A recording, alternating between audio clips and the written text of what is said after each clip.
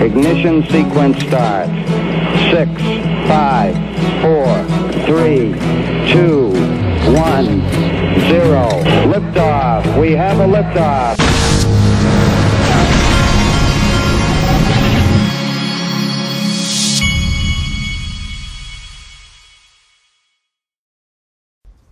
Hey everybody, this is the Digital Asset Investor, and remember, tax season's coming up. Protect yourself from the IRS with a crypto tax audit membership. You can get the audit defense membership, defend your crypto reporting during an IRS audit for no additional charge, regardless of which years are audited, or you can get the early warning membership, monitors your IRS accounts weekly to see if you've been flagged for an IRS audit. This is Clinton Donnelly. He's a crypto tax expert, and you can go to cryptotaxaudit.com. That link will be in the top of the description of this video. Now, moving along. Now, I know that sometimes that Crypto Bull likes to tweak with his numbers, but he says here, using historical data, it is possible for XRP to reach $32 this cycle. 32 top 43. And down here, somebody was asking him about, let me read this, because I don't know anything about these charts and all, but here's what he says. He says, there are so many different ways to come up with the different numbers. In this case, I'm simply using the trend line from the previous bull cycle from bottom to the next high, which lines up with the top, and I copy it, not taking it too seriously. So he's having a little fun. You know, sometimes when things get slow in the crypto news, it's fun to look at some numbers like that. All right, Matt Damon was on CNBC talking about his advertising of Crypto.com. One of the newer partnerships you have, Water.org has, is with Crypto.com. Matt, I know you've been doing advertising for Crypto.com. How did that come about, and what does that mean for Water.org? Yeah, it came about organically. They called and asked if I wanted to do a commercial for them, and I have done very little of that in my career, but I talked to Gary about it, and I hearkened back to something Paul Newman said to me years ago, which was about shameless exploitation for the common good, which is something his face was on salad dressing bottles, and he actually put that on the label, so I made the decision to do the commercial and give all the money to Water.org, and so anyway, I just thought that was interesting to illustrate how a lot of these famous actors and whatnot are jumping into crypto. Now, Eleanor Terrett calls it out as usual. Charles Gasparino instincts were spot on. Elon was never going to be just a passive investor, which proves this was yet another FU to the SEC on the part of Elon Musk. Looking forward to working with Parag and Twitter board to make significant improvements to Twitter in the coming months. And then to add insult to injury, Jay Clayton, CNBC thought it would be a great time for Jay Clayton to weigh in. In terms of the obligations, but walk us through what this would mean. He would have not... Is this a situation where he's not going to be buying more stock? They've come out and said that he won't increase his ownership beyond, I think, what was it, 14.9% while he is still a director of the board, or in the 3 months after that. But he could be continuing to buy shares, and we'll find out at some point. Well, once you join the board, and we'll put the 13DG aside, once you join the board of directors, you have obligations under what's called Section 16 to disclose your trades within 2 days. And now you'll also be subject to short swing profits. So just taking a step back, and I can't go through the technicals in the time allotted, but this indicates a longer term holding. I love how Jay Clayton is now going to talk to everyone about disclosure and the things that you're supposed to do when you're on a board and all. When this guy let Bill Hinman give the Hinman Ethereum free pass speech, he reviewed it. He lets Hinman go out and do that, knowing that Hinman's getting paid $15 million from the law firm that represents the Ethereum Alliance. Unbelievable that this guy has any credibility, and especially being paid to come on and talk. I'm assuming he's being paid by CNBC. Unbelievable. Stefan Huber pointed something out that I didn't know, but I did go and try it. He says, pro tip, did you know that in YouTube videos you can view the transcript at the bottom right and then copy it into a document and search for keywords? Well, I went and played with this, and I just bumped into a clip I had probably shown and seen before, but I was sitting there listening to it, and it made me so mad I decided I would put it together in a little tweet. I said, at some point, for the crypto industry to have an ounce of legitimacy, someone's going to have to answer the question, why is Joseph Lubin the only person in crypto who seems to be happy and clear with regard to the SEC, CFTC, and crypto regulation? He self-regulates while Library, Ripple, and everyone else dies from 1,000 paper cuts, enforcement actions, and circular BS talk with no answers from Gary Gensler and friends. This is going to stink until someone steps up to the plate and tells the truth. Okay? Now listen to this. This ought to, if think about if you're Library in this lawsuit or Ripple, and you're hearing this. So the other major issue is securities, so tokenized securities. So we've done a lot of work in our Token Foundry group, which does security audits for software. It defines and executes tokens. We've done the legal work to enable us to issue tokenized securities. We've done so with a movie called Braid, which was just announced, got into the Tribeca Film Festival. Oh, that is. Yeah, and we've done a bunch of different projects around issuing utility tokens that would not be considered securities. And so we discussed the reasons why they wouldn't be considered securities.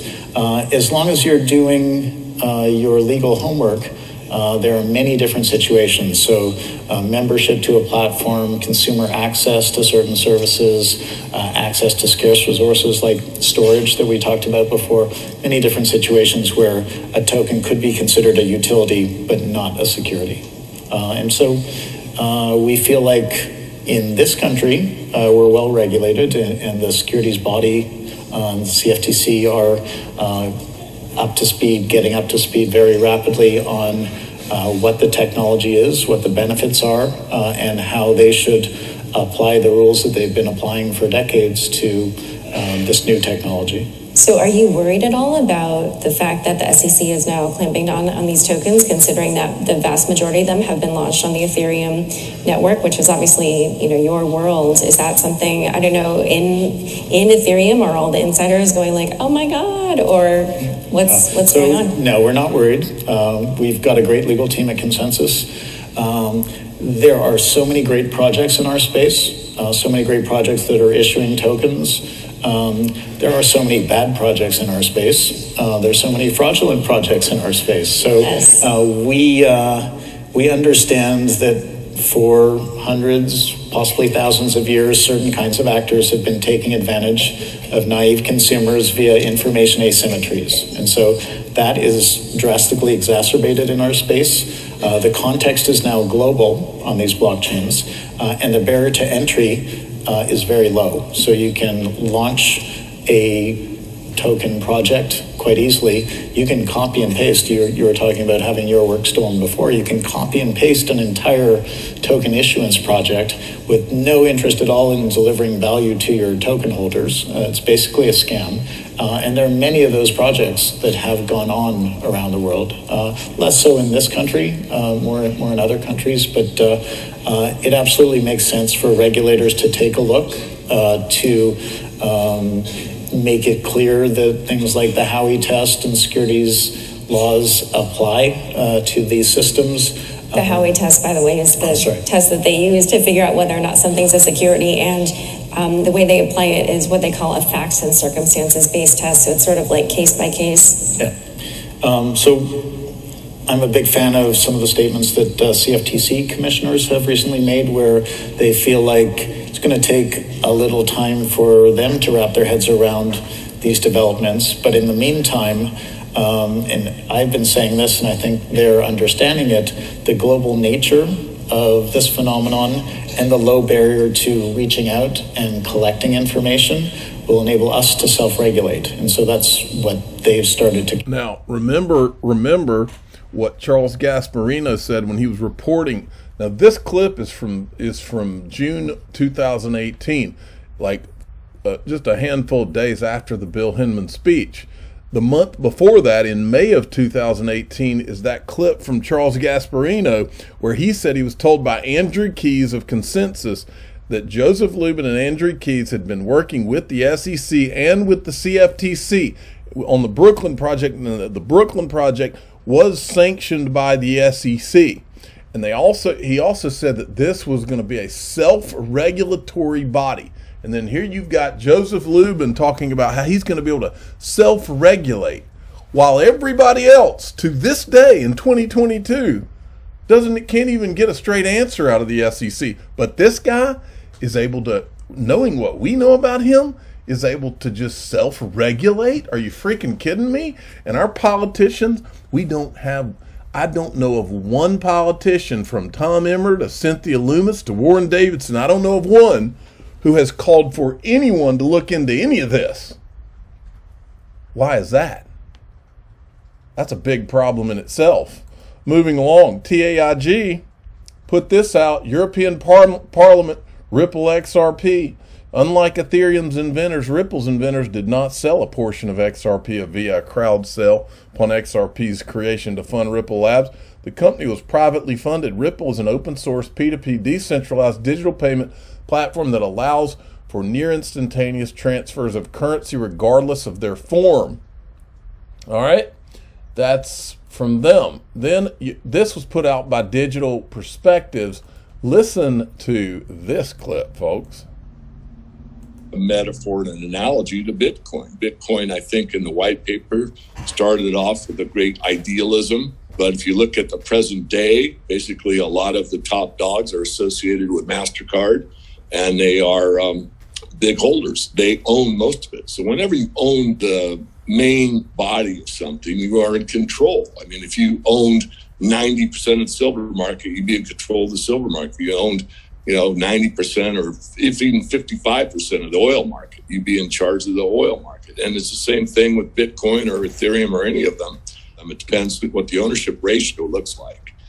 Unfortunately, Bitcoin has been hijacked. The whales own it. Do you feel this is correlated to price, that the price pressure Bitcoin's been on? I mean, apart from this recent rally as we speak, is that what's behind it for you? That is the big question. It's all about Tether, and Tether has got issues, and no one really knows what's going on with Tether. Now, we have conjectured that they may be tied to Evergrande, and if so, then some of that paper is not worth much. And so as long as Tether can print indiscriminately, they can send a Bitcoin price basically wherever they want to. But once it's discovered that Tether really is a Federal Reserve in disguise and just printing money out of thin air, if that's the case, and many believe it is, then Bitcoin's got a problem going for it. Oh, you're darn right it's got a problem. Now, Gary Gensler is going to have an open commission meeting tomorrow. Just wanted to mention that. And also, Janet Yellen, Treasury Secretary, is going to discuss crypto policy and regulation in a speech dedicated to the issue for the first time Wednesday. All right? Now, I want to make a point here, folks. Listen to me closely, folks. I've been around for a while. I'm 48 years old. I was a financial advisor at Morgan Stanley back in the day when I was a younger man. I am not a financial advisor now, but I did pass the Series 7, and I do know a little bit about what is involved in that, okay? So when you're a financial advisor and you have to sell like mutual funds, you're required, the SEC requires you to give the client a prospectus. Look at this. A mutual fund prospectus is a document detailing the investment objectives and the strategies of a particular fund or group of funds, as well as the finer points of the fund's past performance, managers, and financial information. Okay? Managers. All right? Now I want you to think about Bitcoin for a minute here, folks. Okay? Bitcoin, do you really believe?